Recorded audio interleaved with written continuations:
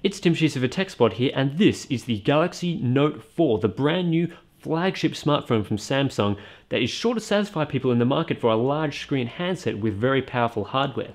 It comes with a 5.7-inch Quad HD Super AMOLED display. It's a very impressive display, powered by a Snapdragon 805 or Samsung Exynos 7 Octa SoC. I'll get more to those chips and their differences later. We're also looking at 3GB of RAM, up to Category 6 LTE, Wi-Fi 802.11 AC, Bluetooth 4.1, NFC, IR blaster, all that goodness.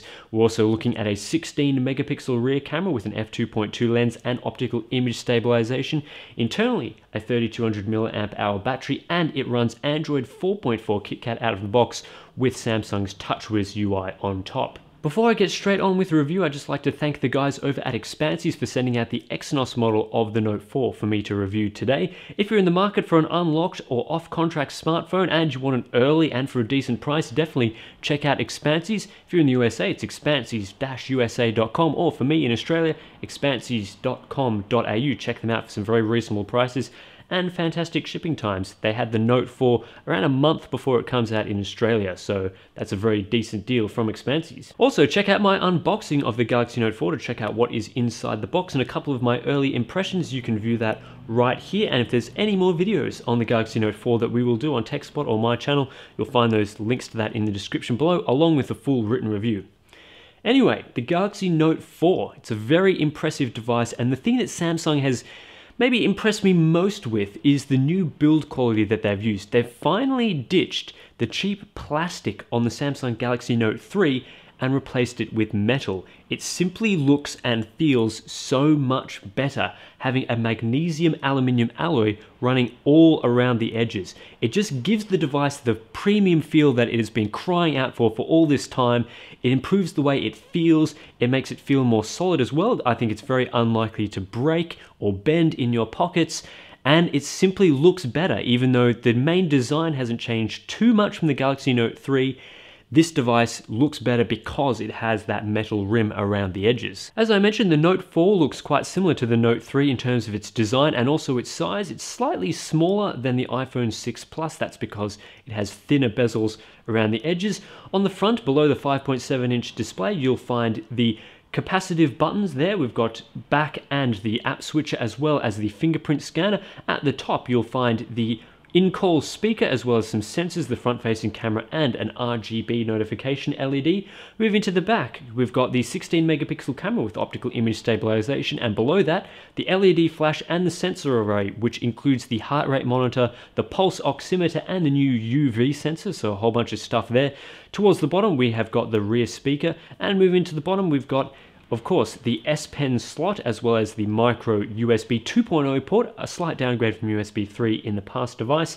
On the right hand side, in a very ergonomic position, is the power button, and on the left hand side are the volume rocker. Both of these buttons feel extremely solid as they're made out of metal, much better than the past Samsung devices. And on the top, 3.5mm headphone jack and the IR LED, and there's a few microphones scattered around the device as well. Aside from improving the design through the inclusion of metal for the first time, Samsung has also fixed up the back cover. On the Galaxy Note 3, this looked really cheap and fake through the use of that faux leather with the stitching. Just looked horrible. Samsung has fixed that. They've made the device much more smooth. They've got rid of the stitching, although it still looks like fake leather, and it's made out of plastic, of course, still. It feels so much better. It feels a lot closer to the Galaxy S5, and I think that's a very good thing. So overall, very impressed with the design Samsung has put in. Another thing that I was very impressed with is the display. 5.7-inch Super AMOLED with a Quad HD resolution. I mean, it doesn't get much better than this. We're talking about extremely sharp images, extremely sharp photos, fantastic color reproduction, especially if you put it in AMOLED photo mode. It also has amazing contrast. Blacks are as deep as you can get because the contrast ratio on AMOLED display is effectively infinite. And also the tone is much improved over past AMOLEDs. It's no longer slightly tinted to blue. It's very close to 6500K as we would want on a smartphone display.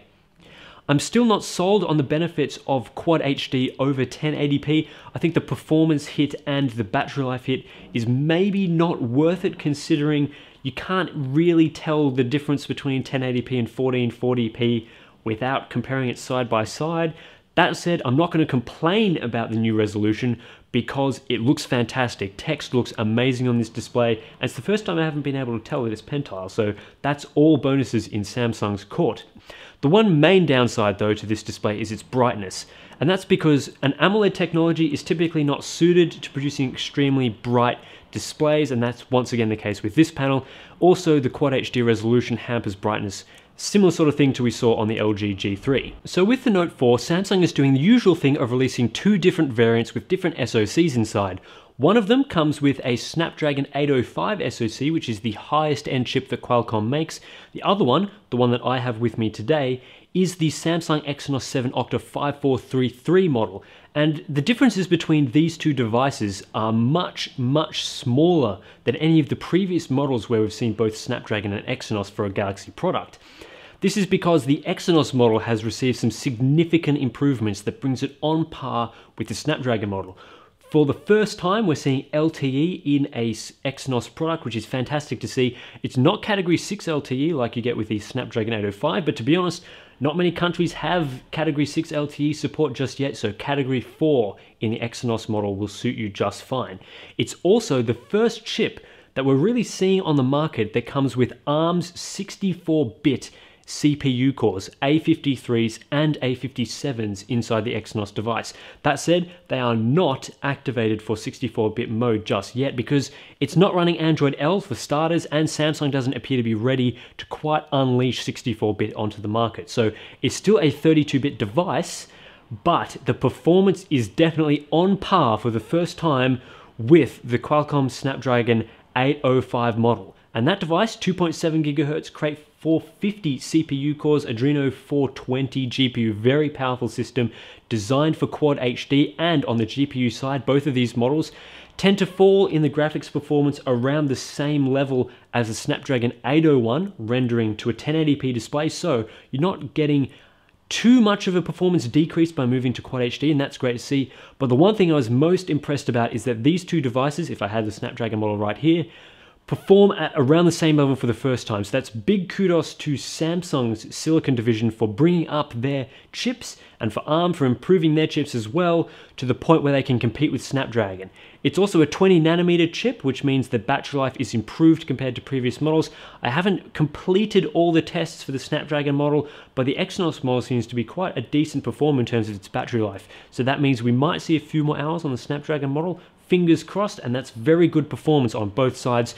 So for the first time, I can categorically say no matter whether you get the Exynos model or the Snapdragon model, you are left with a fantastic device. If one is cheaper or available in your market more easily, don't feel disappointed that you don't have the other model available because both of them are so similar these days. Another part of the Galaxy Note 4's hardware that I was very impressed with is the rear camera. It's a 16 megapixel shooter with 1.12 micron pixels, f2.2 lens, and finally, optical image stabilization. Sony has got the message that they needed to improve their low light performance, so they added OIS to a sensor that's very similar to what you'll find in the Galaxy S5. 16:9 aspect ratio takes fantastic shots across the board thanks to the OIS module.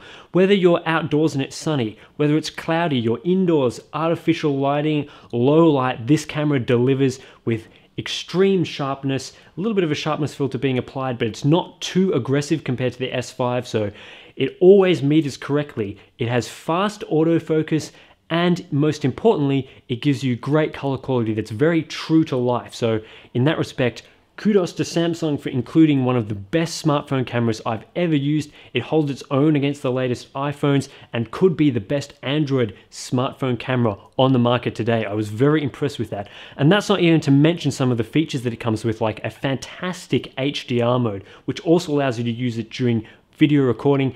And the HDR mode has a live preview, so you automatically know what the photo is going to look like before you take it. Selective focus and the new wide selfie mode can also be quite useful thanks to the 3.7 megapixel front-facing camera. It's actually pretty decent.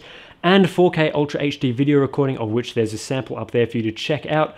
All of these features are very impressive, making this an extremely robust camera system. Not to mention all the other great hardware the Note 4 includes as well. Samsung has really outdone themselves with this particular device. Moving on to the final aspect of the Galaxy Note 4 that I wanted to touch on, and that is the software. So it's still running Android 4.4 and TouchWiz. It's a very similar software addition to what we saw on the Galaxy S5. So not much has changed between those two devices. That said, a lot has changed from the Galaxy Note 3 to this because we're seeing that new edition of TouchWiz with the new interface, fewer gradients, it looks much closer to Android.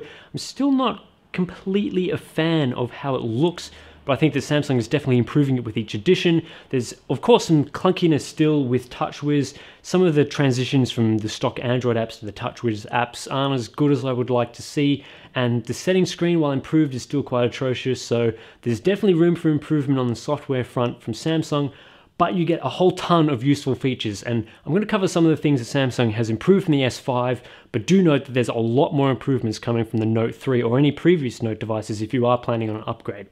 So one of the main things that Samsung has changed is the new multi-window mode. Instead of being able to show just 2 apps on the screen, taking up, half or a third of the screen each, or a third and 2/3 of the screen, it now actually makes a floating window of the application that you can shift around, resize, and even minimize to handy little dots similar to the Facebook chat heads on your display. So it's a much more robust feature that helps with multitasking. Samsung has also improved some of the basic S Pen functionality, such as Air Command. This has been revamped to have much more useful features in it, instead of some of the things that I never used, like S Finder in the previous Galaxy Note edition. All the features there are particularly useful.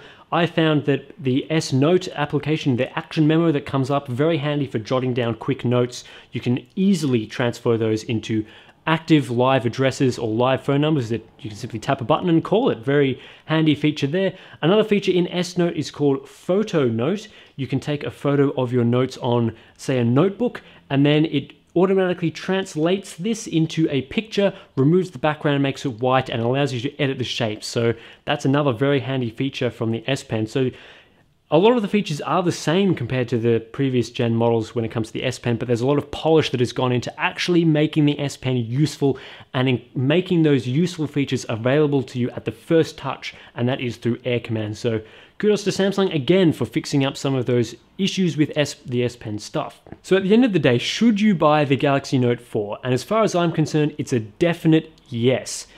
As long as you can handle the 5.7-inch display, which can be a bit large for some people, you get top-notch hardware across the board. I'm talking about a fantastic 5.7-inch display, a stellar 16-megapixel camera, and top-of-the-line performance from either SoC, including Category 6 LTE if you get the Snapdragon 805 model.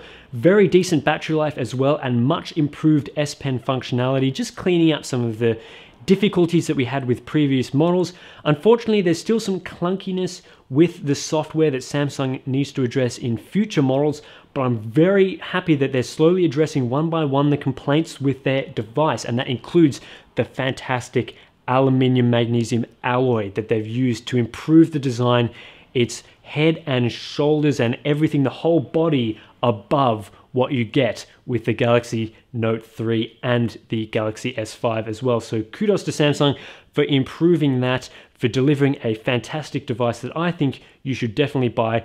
This is the best Samsung device that they've ever made. So that brings me to the end of my review of the Samsung Galaxy Note 4. Don't forget to check out expansies.com.au for the latest and greatest smartphone products, unlocked and outright.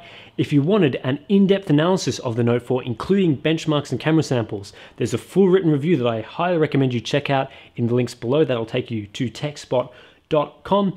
Do subscribe to this YouTube channel for more video reviews coming in the future, including maybe some revamped video content. If you like the new format of this video, give it a good thumbs up and include some comments below. Tell us what we should change with our video reviews. And as always, you can follow us on Twitter at TechSpot for all the latest news and reviews. You can follow me on Twitter as well at ScorpusV if you want to ask me any questions about this device.